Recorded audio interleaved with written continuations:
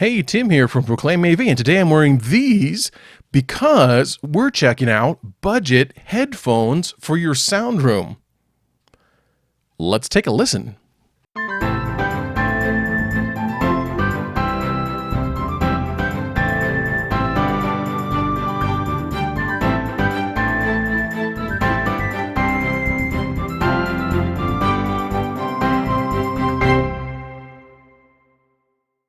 So today I want to take a look at some budget-friendly headphones for your sound booth. Now, in my booth, I think we're using 5 pair of headphones.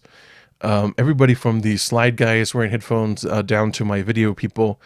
But my audio guy has a really good pair. But when you start adding additional pairs to monitor things, it really starts stacking up. So I'm using these Koss headphones right here. And I mean, they're not bad. They have, nice soft ear pads on them. They cover the whole ear. They're not open back so they don't bleed out so other people can hear them. But they sound terrible. And so I thought, I wonder if I can do better for that same price range, around $20. And so I bought probably way too many headphones, but we're going to check them out and see, is there a really good one that we think will work great for sound rooms that I can recommend that's better than the Koss, or at that price point, is the Koss really like the good option? So let's get started.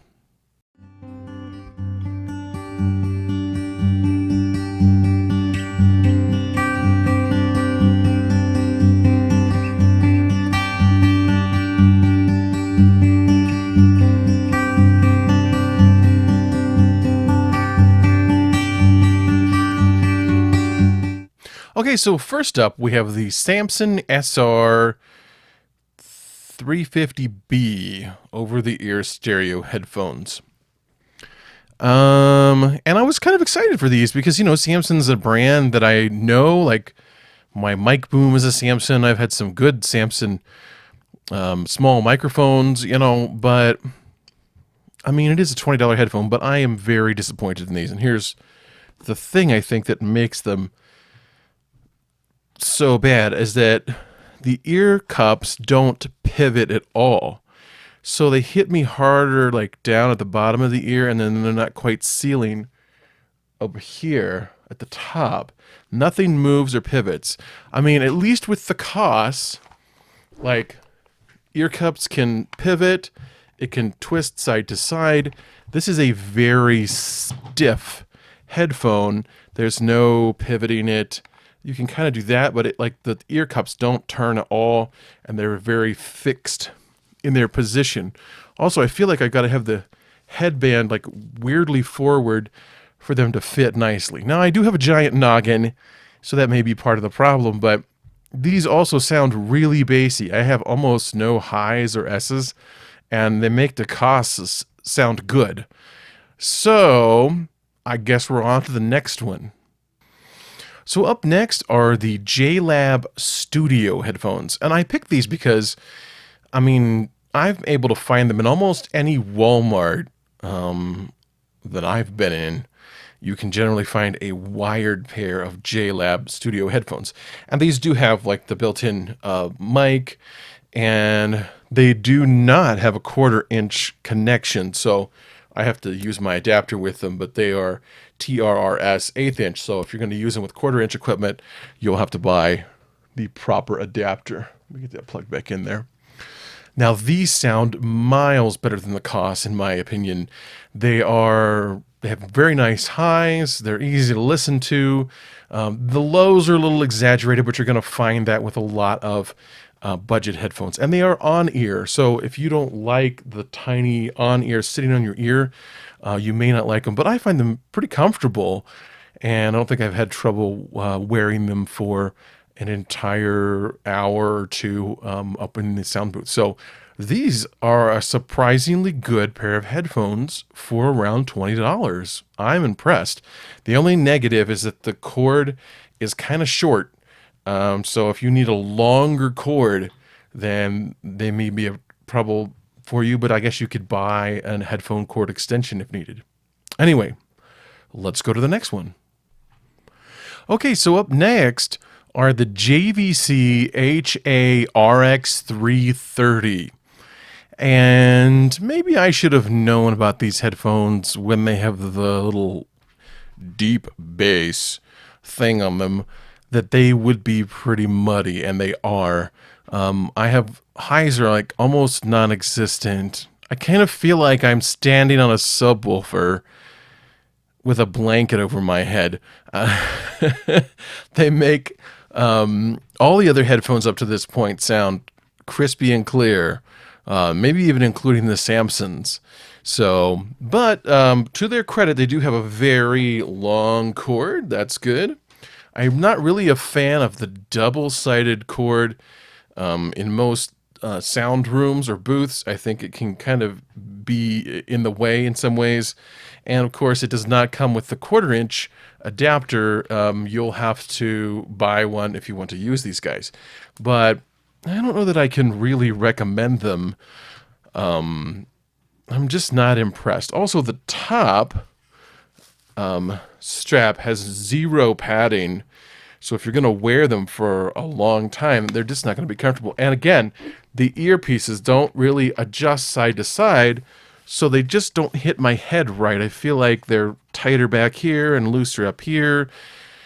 So kind of a disappointment, the JVCs. Let's go on to the next thing. So now we're looking at the Behringer HMP1000s, and these sound pretty good. I am not disappointed by them. The highs aren't quite as good as the Koss, I don't think. But I mean, they do have a good single-sided, heavy, looks like a heavy cable. One of the features that I don't normally see on this price point of headphones is that they have a removable 1/4-inch to 1/8-inch adapter that screws on to the plug so they can't come apart, which is normally something you see on a more expensive pair of headphones. And so these are a good, solid choice. I like them. They have a squishy headband, so they're not poking the top of my head. The cups are somewhat side-to-side flexible, but they're also thick enough that it doesn't matter. If they don't sit just right, they just squish down nicely, and they're all the way over the ear, which is, for me, the most comfortable type of headphone. So Behringer HMP1000, a good option. Let's check out the next thing. Okay, so the next pair of headphones are the Skullcandy S5PXY. And wow, these are nice headphones. Fantastic audio, good highs and lows, maybe a little heavy on the lows, but they're very comfortable.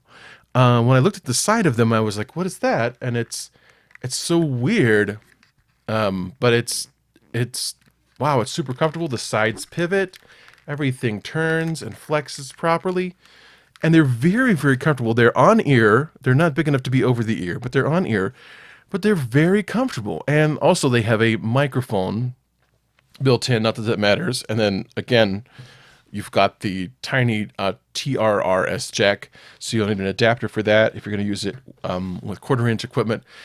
It does have a short cord, and the cord isn't particularly beefy. So my only beef with these, or concern maybe about them, is the longevity of them. They might not be the longest lasting headphone if they don't get treated well in your booth. And that's the case with some of these smaller consumer ones. But I just got stuck listening to the audio track that I'm using. I'm using the same audio track to listen to all of them. I won't tell you what it is. And I just got stuck listening to the audio track. I was really impressed with these. And so if you don't mind being in your church sound booth and having a skull logo on the side of your headphone, or if you want to just throw some gaff tape over it or something, wow, these are really comfortable and they sound really nice. In fact, these would be a great little headphone for a podcast rig, I think. So very surprised by the Skullcandy. All right, let's look at the next one. So now we're looking at the Panasonic RP-HT161M. So that's rather long and illustrious name for them.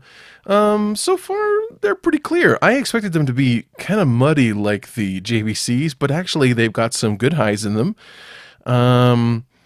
They're maybe not quite as good as the Koss, but they are comfortable. I thought they would be more uncomfortable because they don't have a top headband pad, but something about it sits nicely.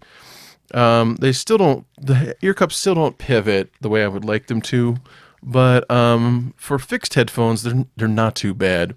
And the bonus thing is they do have a microphone on them, and just a regular TRRS plug. No quarter-inch adapter, of course, but really not as bad as I was expecting when I plugged them in. Kind of a good middle-of-the-road option so far. So let's move on to the next one. Okay, so these are the Phillips SHP2500 headphones. And let me say from the get-go, they're very comfortable. The ear cups are some sort of a soft velour, or I don't know, like, it's kind of like the headphone equivalent of putting on your slippers. They do creak a little bit till they settle on, like the velour makes some weird, like, squishy, crunchy sounds. But then once they get settled on your head, they're fine. Very comfortable. They have a humongous cable. The cable is 6 meters long, and it does have an inline volume control, which so you can turn volume up and down right there near where the headphones come, and they are the left-right side. I mean, audio is okay. They're kind of, I feel like they're super bass heavy with lots of crispy treble, and then the mid-range is kind of missing in them. So they need a ton of power from the headphone output, and like the same level that all the other headphones I've tried so far, where they were at a comfortable listening level, these are really quiet. And so I don't know, that's kind of a downside to me. With the sound and the quiet level, I'm kind of on the fence about these. I think there are probably better options. So let's keep going and see what we can find next. Okay, now we are on the Tascam TH-02. And I had high hopes for these when I saw them in the box, quite frankly. And I have not been disappointed. These are very nice. And the thing I like about them is that the build quality feels very good. It has a good soft headband, very comfortable, kind of heavy leatherette earpieces. They sound great. They fold flat like professional headphones generally do. They have a pretty good length cord. So pretty long. Should be long enough for all your purposes. They do come with the 1/4-inch to 1/8-inch TRS adapter. I don't really have the bad thing to say about these. In fact, they sound better than the Koss. They fit better than the Koss, but they're still comfortable.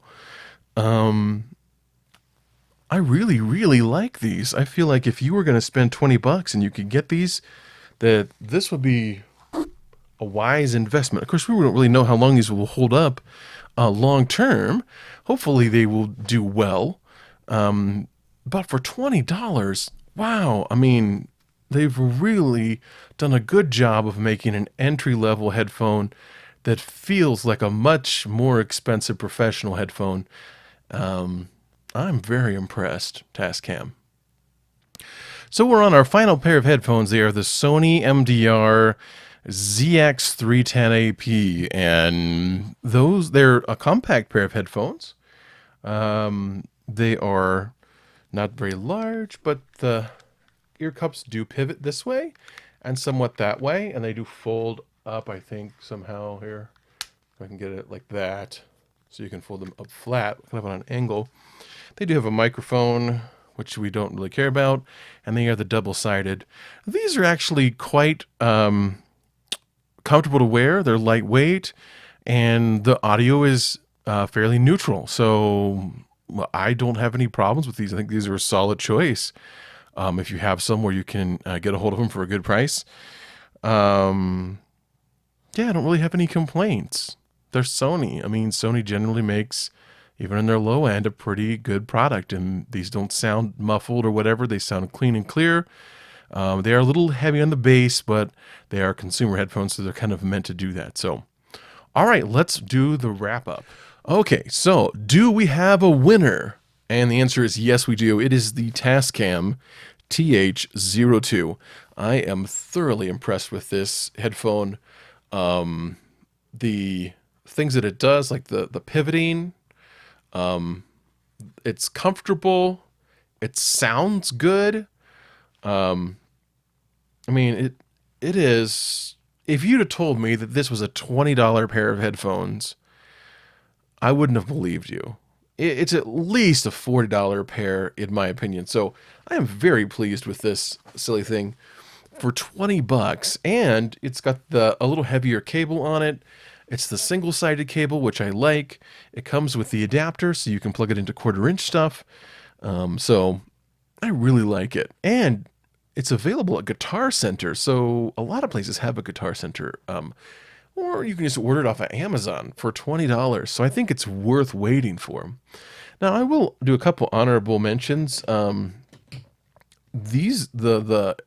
Skullcandy, they were very comfortable, and the sound was quite good. I just don't feel like they're going to hold up. Like, hear that? Like, I'm just worried that they're not going to hold up long term, and they have a very tiny cable. Sony, those are pretty good as well. They're a smaller headphone. And the JLABs actually feel pretty well built for 20 bucks. If you need to run to Walmart and grab a headphone, I would definitely do that. And finally, the Behringers, I think they're kind of on par with the Koss. But now that I've discovered these guys, I mean, I think the Koss is done. I think I'm switching over. I'm really impressed with these. And so if you need to spend 20 bucks and grab a couple pair of headphones for your sound booth, I would definitely recommend these. And by the way, every pair of headphones here, nobody sent them to me. I'm not getting reimbursed. In fact, now I have several pair of headphones that, quite frankly, I don't know what to do with because I wouldn't gift them to my worst enemy. Here's looking at you, Samson. Wow, what?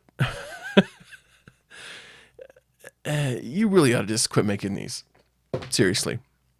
Okay, that's enough for today. I hope you enjoyed that video and it's helpful to you, and thanks for watching.